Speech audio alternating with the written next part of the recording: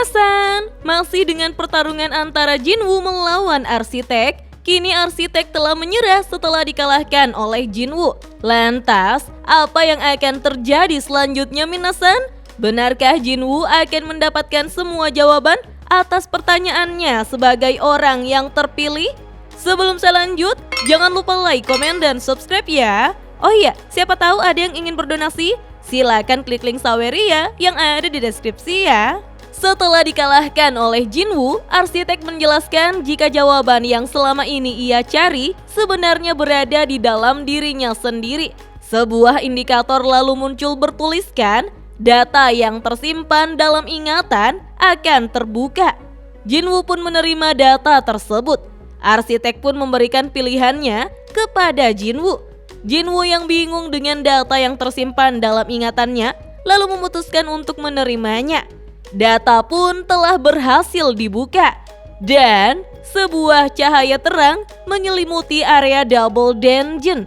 Membuat Jinwoo tampak khawatir, tetapi cahaya itu membawanya berpindah ke suatu tempat. Jinwoo yang berbentuk astral lalu melihat sebuah dunia yang dipenuhi dengan berbagai macam monster yang tak terhitung jumlahnya saking banyaknya. Tiba-tiba seluruh monster tersebut melihat ke atas langit. Jinwoo pun mendongak ke atas untuk melihat apa yang monster itu lihat. Dan betapa terkejutnya Jinwoo yang melihat seluruh langit berwarna ungu dan ada pusaran di beberapa bagian seakan-akan itu adalah gate. Jinwoo pun berpikir dengan monster yang tak terhitung jumlahnya, apakah tempat ini bukan bumi? Banyak sekali makhluk, yaitu Ice Elf, High Orc, Goblin, dan Raksasa. Bahkan ada banyak pula jenis monster yang lainnya yang ikut berkumpul. Jinwoo pun berpikir, jika monster sebanyak ini keluar dari gate, maka mustahil umat manusia akan selamat. Namun makhluk yang mereka lawan bukanlah manusia. Apapun yang terjadi saat ini, Jinwoo akan segera mengetahuinya. Dan kita pun diperlihatkan retakan dari dungeon yang ada di langit. Cahaya terang pun sangat menyilaukan mata. Terlihat para prajurit perak yang mengepakkan sayap seolah malaikat dengan jumlah yang sangat banyak turun dari langit. Membuat Jinwoo sangat terkejut melihatnya. Sebuah trompet pertanda perang dimulai pun ditiup. Para monster menggabungkan kekuatan mereka dengan tujuan yang sama, yaitu melawan prajurit perak. Senjata saling berbenturan, suara dentangan pedang dan hancurnya baju zirah menulikan telinga. Teriakan kemenangan segera berubah menjadi teriakan erangan, dan daratan berubah menjadi lautan darah. Ternyata prajurit perak sangatlah kuat. Ketika pembasmian para monster hampir selesai, para prajurit perak yang terus maju tanpa mendapat perlawanan mulai berhenti satu persatu.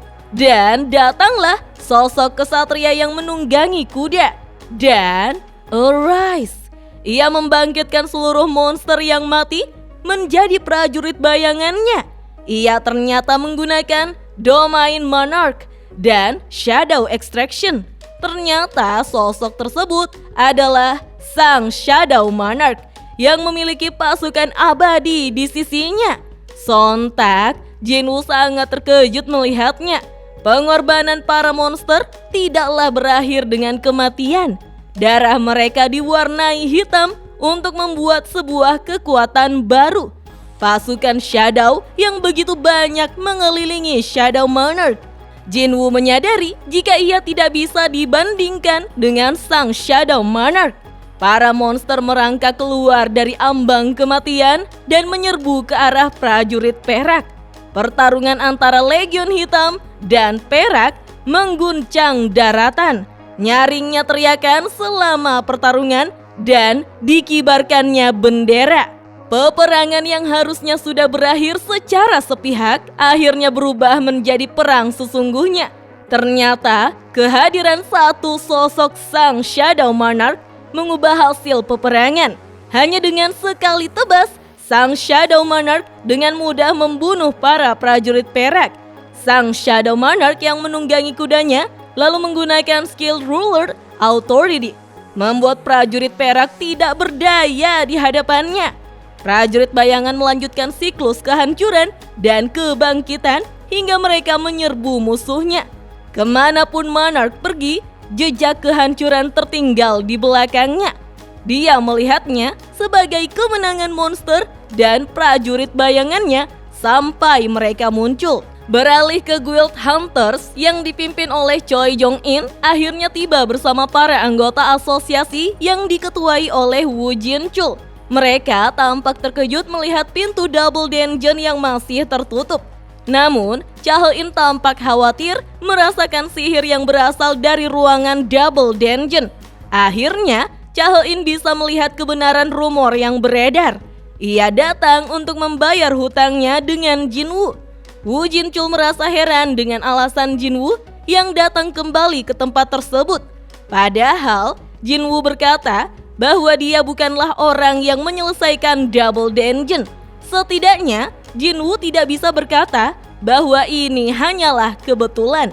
Choi Jong-in bersama para hunter lainnya memutuskan membuka pintu double dungeon. Ia sangat terkejut menyaksikan patung yang sudah hancur berserakan di lantai. Sementara Woo Jin-chul akhirnya percaya bahwa patung-patung tersebut memang benar ada. Ketika memasuki double dungeon, mereka dikejutkan dengan sesosok makhluk yang menegur mereka. Sang arsitek berkata bahwa ia merasa tidak pernah mengundang manusia lain. Dengan senyum jahatnya, ini menjadi sebuah kejadian yang tak terduga. Para hunter merasa terkejut dan takut melihat sosok monster yang bisa berbicara menggunakan bahasa manusia.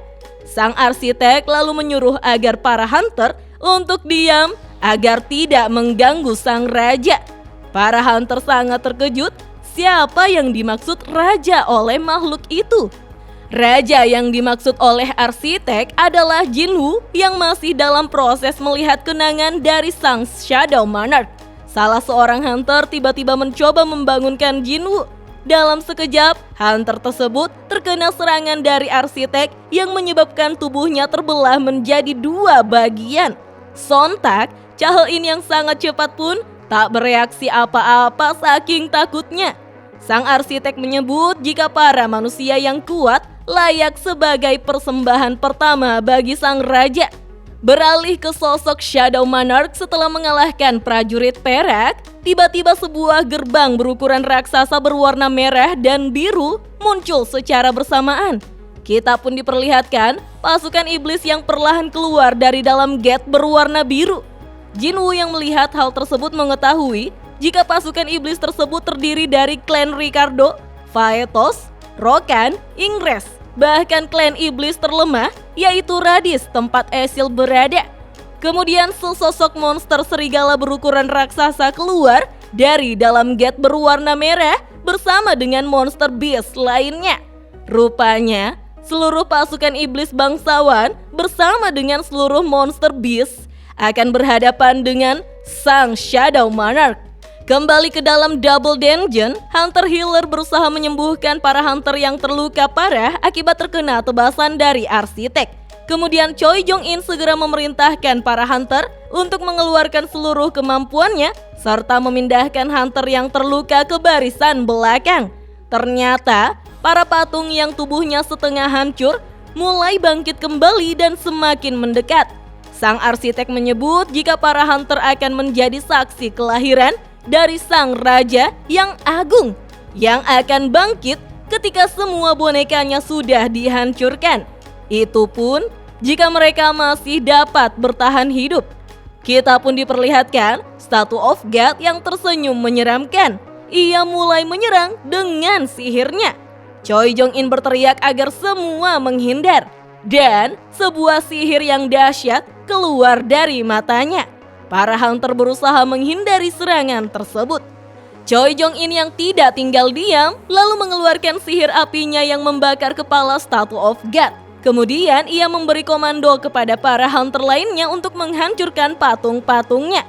Sementara Statue of God teralihkan. Dan untuk pertama kalinya kita melihat bagaimana Woo Jin-chul mengerahkan seluruh kekuatannya untuk menghancurkan salah satu prajurit patung. Namun tubuh dari prajurit tersebut lebih kuat dari yang ia perkirakan. Serangan Woo Jin-chul yang tidak mempan lalu di-cover oleh Choi Jong-in dengan menembakkan sihir apinya, membuat Woo Jin-chul melompat menjauh. Woo Jin-chul juga menyebut jika daya tahan fisik musuh sangat luar biasa dan mengingatkan para hunter untuk berhati-hati. Kita pun diperlihatkan serangan Choi Jong-in tidak berefek apa-apa pada wajah prajurit patung itu. Choi Jong-in tak percaya kekuatan sihir sebanyak ini, tapi masih belum cukup. Apakah mereka juga punya daya tahan sihir? Son Ki-hon lalu memanggil wakil ketua Cha He-in karena kemampuan tauntnya saat ini tidak berguna. Gina pun menyebut jika kemampuan psikokinesis level rendahnya juga tidak berguna. Choi Jong-in terlihat panik karena saat ini mereka semua sedang terdesak. Apakah tidak ada cara lain? Wah, dari sini kita bisa tahu sejauh mana perbedaan kekuatan Jinwoo dan para hunter Korea ya, minasan. Choi Jong-in lalu memikirkan sebuah rencana untuk membangunkan Sung Jinwoo yang masih saja tidak bergerak. Choi Jong-in lalu mengeluarkan sihir apinya yang mengarah ke Jinwoo. Walaupun ia tidak begitu yakin apa yang sudah terjadi, namun ini adalah satu-satunya cara untuk bisa membangunkan Jinwoo sekarang. Ketika sihir apinya hampir mengenai Jinwoo, sang arsitek dengan cepat menghalau serangan tersebut. Choi Jong-in pun sangat terkejut melihatnya. Sang arsitek kini menjadi marah karena Choi Jong-in telah berani mengganggu tidur sang raja. Dengan cepat, arsitek lalu melesat untuk menyerang Choi Jong-in dengan pedangnya. Tetapi dengan sigap, Woo Jin-chul bersama tanker lainnya menahan serangan arsitek. Woo Jin-chul lalu menyuruh Cha He-in untuk segera membangunkan hunter Sung Jinwoo selagi mereka menahan arsitek. Cha He-in pun berlari kencang menuju ke arah Jinwoo untuk mencoba membangunkannya. Sementara itu, tubuh astral Jinwoo terkejut melihat monster beast yang berperang melawan monster bayangan. Para bayangan tetap kembali bangkit bahkan setelah dikoyak seperti itu. Jika itu adalah Jinwoo yang sekarang, sihir tersebut mungkin sudah membunuhnya. Jinwoo tidak mengetahui sebesar apa kekuatan yang dimiliki oleh sang monarch. Klan iblis dan beast yang muncul dari kedua gate tanpa keraguan mereka membunuh para prajurit bayangan. Jika ini adalah perang antara monster dan prajurit perak, tidak ada alasan bagi mereka untuk bertarung. Berarti pasukan bayangan tidak memihak monster juga. Jinwoo bertanya-tanya, apakah ini konflik internal? Peperangan yang terjadi akhirnya berhasil dimenangkan oleh prajurit bayangan. Sang monarch lalu bertanya kepada Raja Iblis, mengapa ia mengkhianatinya? Tetapi sang Raja Iblis justru tersenyum dengan mengatakan bahwa sangat disayangkan, padahal Raja Iblis bisa saja membunuh sang monarch. Sekali lagi, sang monarch menanyakan alasan pengkhianatan itu. Tetapi sang Raja Iblis hanya tertawa dan berkata, "Wingdings, wingdings." Sang monarch lalu mengangkat tubuh Raja Iblis dan mencekiknya, namun Raja Iblis masih saja menyebut wingdings. Sang monarch pun menghabisi Raja Iblis seketika. Tapi tiba-tiba saja sang monarch merasa pernah melihat mata Raja Iblis tersebut. Di manakah ia pernah melihatnya? Sang monarch pun menjatuhkan Raja Iblis dan langsung membuka topengnya. Ternyata itu adalah Raja Iblis Baran. Sang monarch tak habis pikir kenapa Raja Iblis Baran ada di sini. Sang monarch pun melihat tangannya yang penuh darah iblis. Dan kita pun diperlihatkan Jinwoo yang telah berada di dalam tubuh sang monarch. Sekarang akhirnya Jinwoo menyadari bahwa dia adalah sang monarch itu sendiri. Kemudian dada kanannya bercahaya ungu. Jinwoo pun menyentuhnya dan mengetahui bahwa itu adalah jantung berwarna ungu yang telah menyala di dalam tubuhnya. Jinwoo akhirnya melihat para prajurit perak yang keluar dari langit. Dan akhirnya data telah selesai dibuka. Nah minasan, kira-kira apa yang terjadi selanjutnya ya? Siapakah para prajurit perak tersebut? Dan mengapa Raja Iblis Baran mengkhianatinya? Lantas, pada siapakah Shadow Monarch akan berpihak? Bagaimanakah aksi Chaein untuk membangunkan Oppa Jinwoo? Penasaran kan? Tonton terus video selanjutnya ya. Dah.